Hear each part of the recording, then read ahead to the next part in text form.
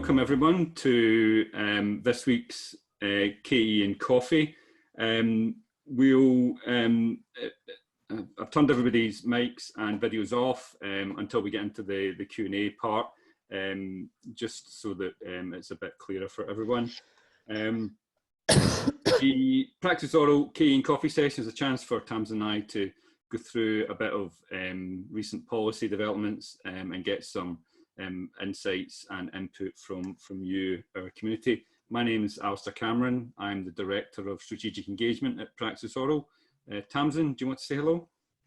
Yeah, hi everyone. So I'm Tamsin Mann. I'm Director of Policy and Communications at PraxisAuril.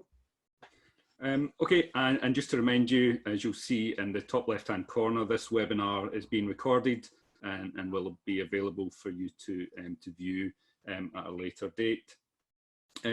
If you do have a point or a question you want to ask during it, then please use the raise hand function, which you should be able to access via the participants tab.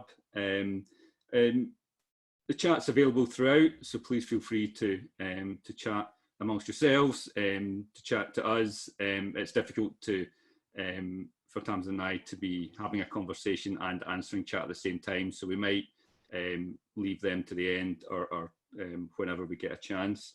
As usual, Tamsin and I have initial discussion and then we'll open up for questions and comments.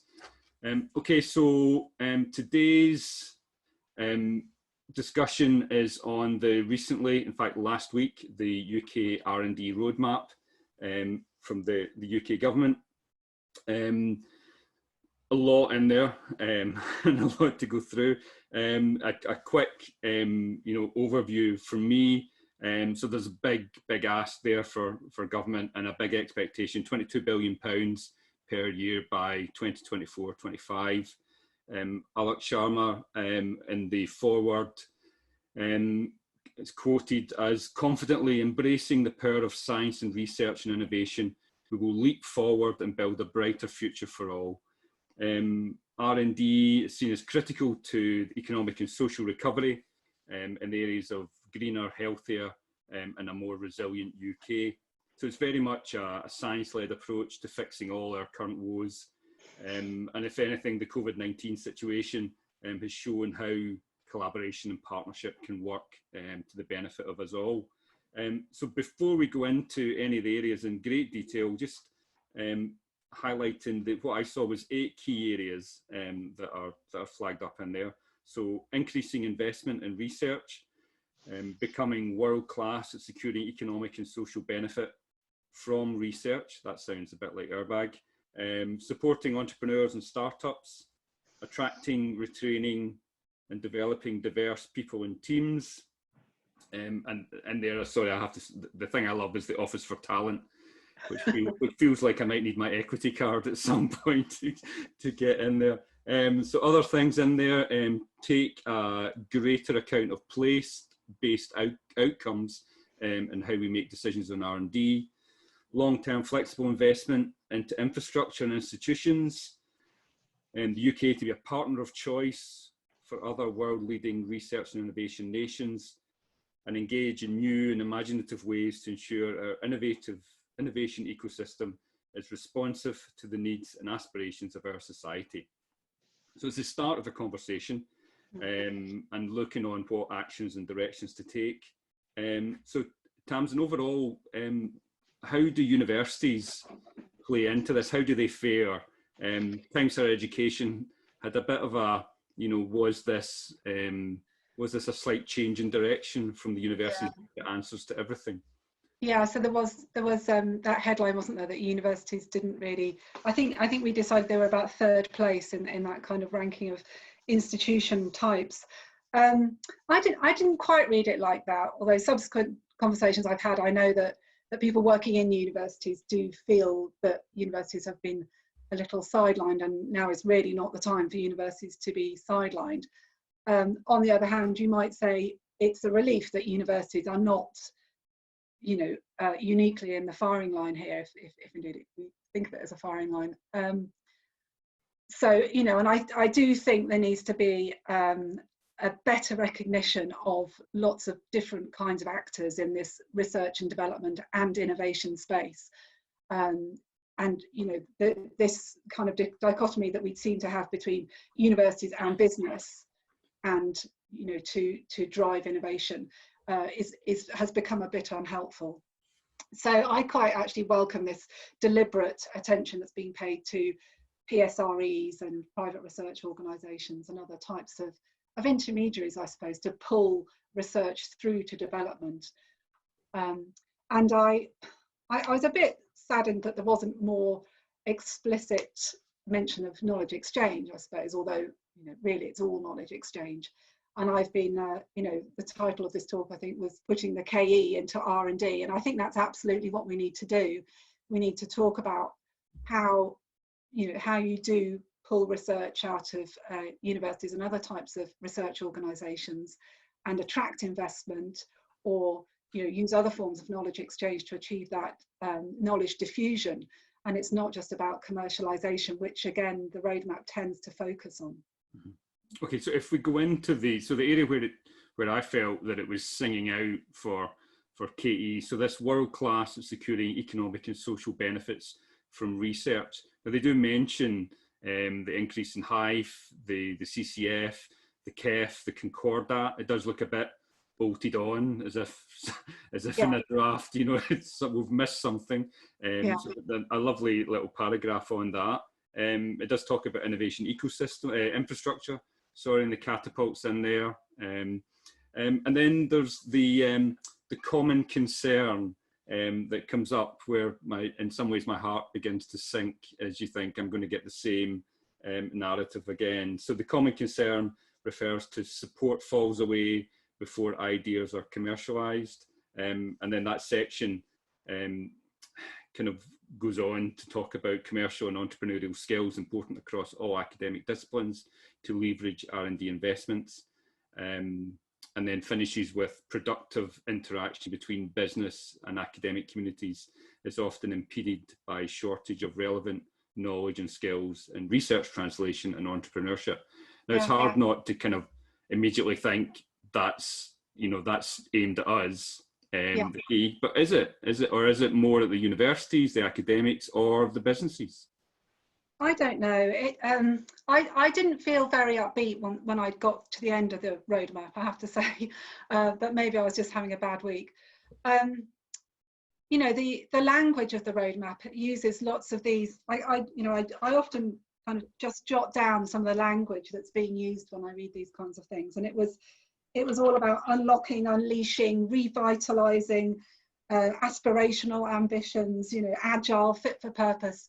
And if you think of the opposite of all of those words, it makes it feel like the UK research base is really kind of lethargic and not, and that's just not the case. We know how much great stuff is coming through into industry, and how much R&D is going on, and all the, we have this problem with celebrating success or even recognizing success, but the timescales are so long that, the industrial strategy and the grand challenges were only launched, 3 years ago, 3.5 years ago, maybe. So have we even had time to work through from that impetus to see what kind of results that line of thinking and those lines of funding were producing before we start doing something new? I don't know if that, taking account of what's already out there has really happened before we start launching new funding agencies or more think tanks. And I don't know, it just feels like we don't allow ourselves time to let things work through. I'm not saying everything is perfect, far from it. And I think, for me, at the end of the day, one of the most important parts I felt was around research culture, or R&D culture, we might call it. More recognition for knowledge exchange, and I mean that not only PraxisAuril members, but all these other intermediary organisations that are between the R and the D. But yes, talking about how we can enable more academics, more researchers to feel that they can just go to their knowledge exchange office and say, I've got an idea, or I'd like to work with this kind of organisation. But at the moment, it doesn't fit in academic career structures a lot of the time. So how do we change that? Would that create a step change in terms of, you know, those outputs and outcomes from the research base? I don't think that that's really being explored and tackled at the moment. So this felt a bit cart before horse in many respects. Mm.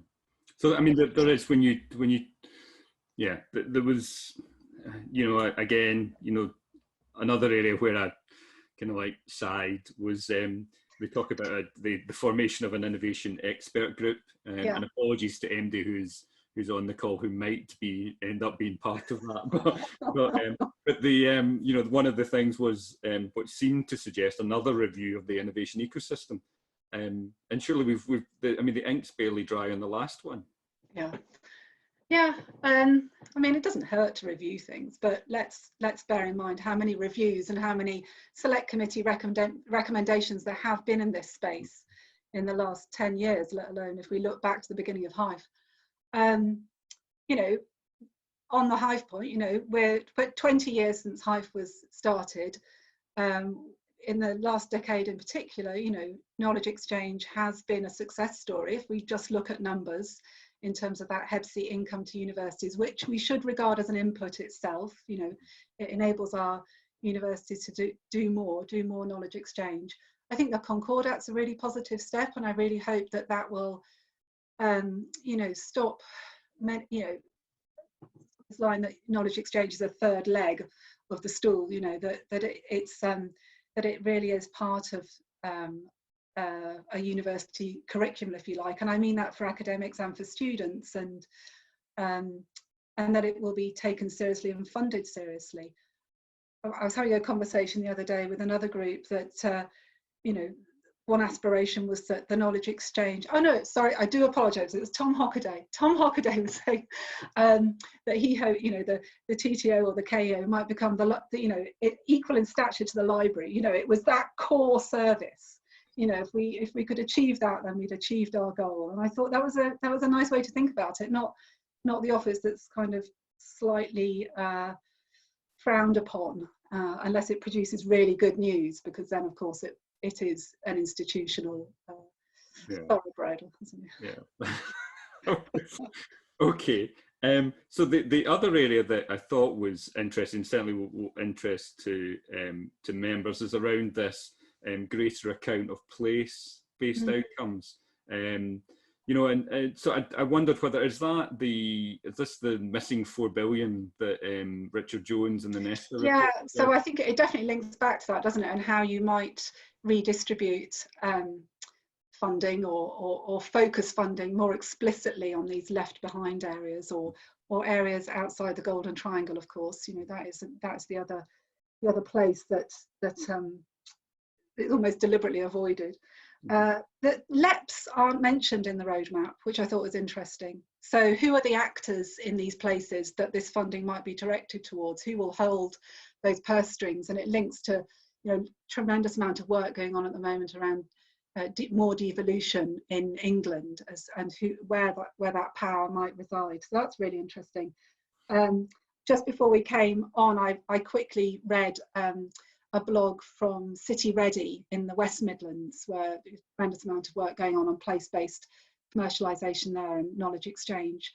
And they're running a pilot, MIT pilot actually, called REAP. I think I can't remember what the acronym stands for, but that's something I hadn't really heard of before. And you know, 10 minutes before that, I'd noticed something on Twitter about a DCMS funded cyber you know, incubator, and I thought there's so much that, you know, as somebody who feels they're at, you know, pretty well mapped into this ecosystem of innovation and R&D and incentives, and, you know, there's still things that don't come across my desk. So maybe we do need more mapping, just to really make sure that we've looked into all the nooks and crannies of what's going on and where it's happening.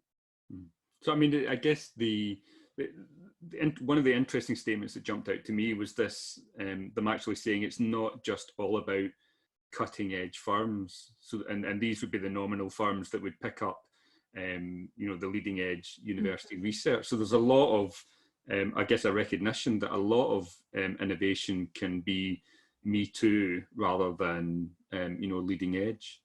Yeah, it's that kind of principle of incremental innovation rather than breakthrough, isn't it? And the roadmap's a kind of mix of that kind of incremental, but also the real breakthroughs, the blue sky. They have there seems to be lots of different ways of talking about what we would have called blue sky research in the past, you know, these moonshots or transformational discovery science.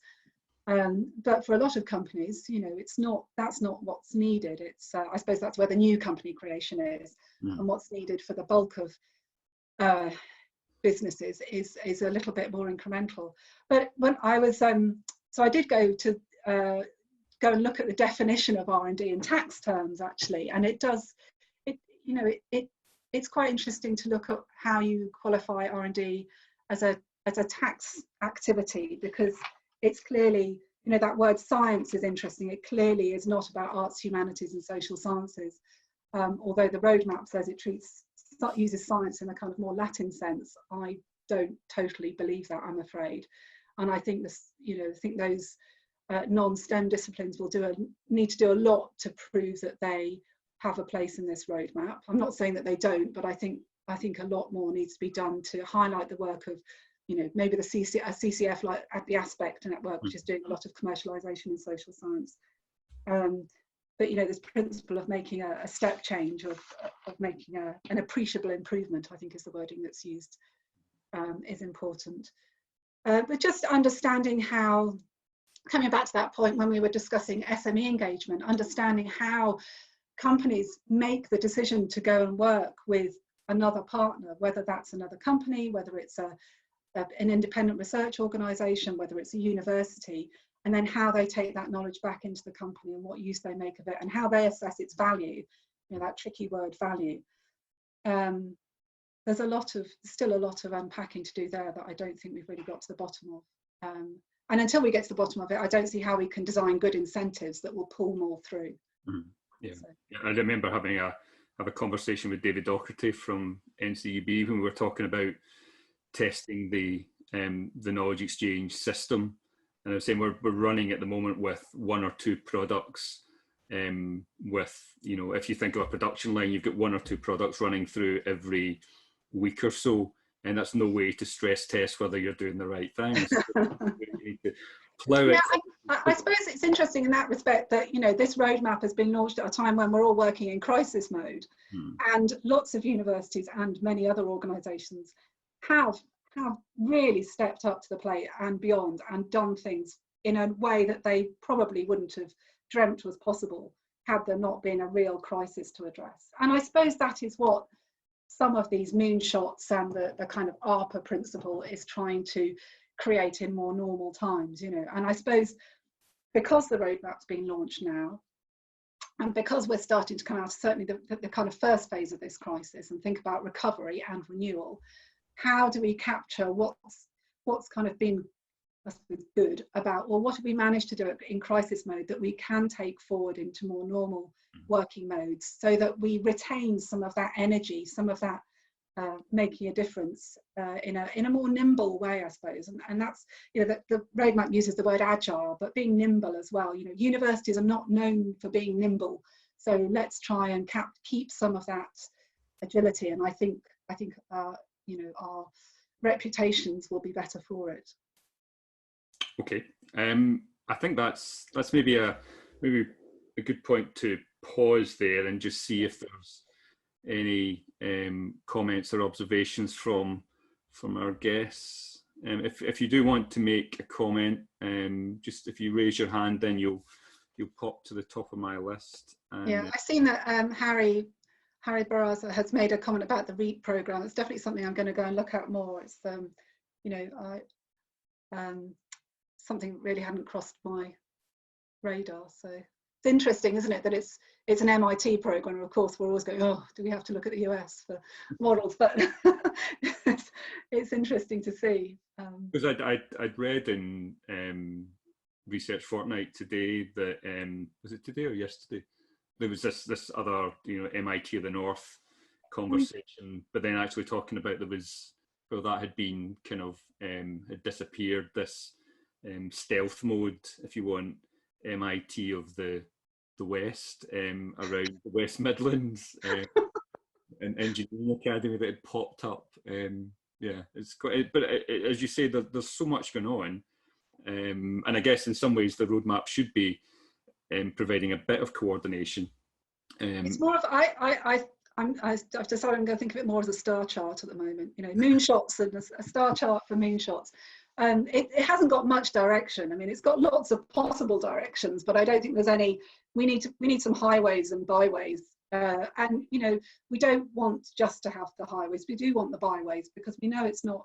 You know, this is not a linear activity. We want the scenic route as well as the. You know, you need to get to the destination in different ways. Maybe having, you know, a grand challenge is the way to do it, or do we let a million flowers flourish, or do we, you know, identify future leaders? You know, that's this focus on funding people rather than projects. You know, movement of people, I think, is a tremendous way for knowledge diffusion and knowledge exchange to happen.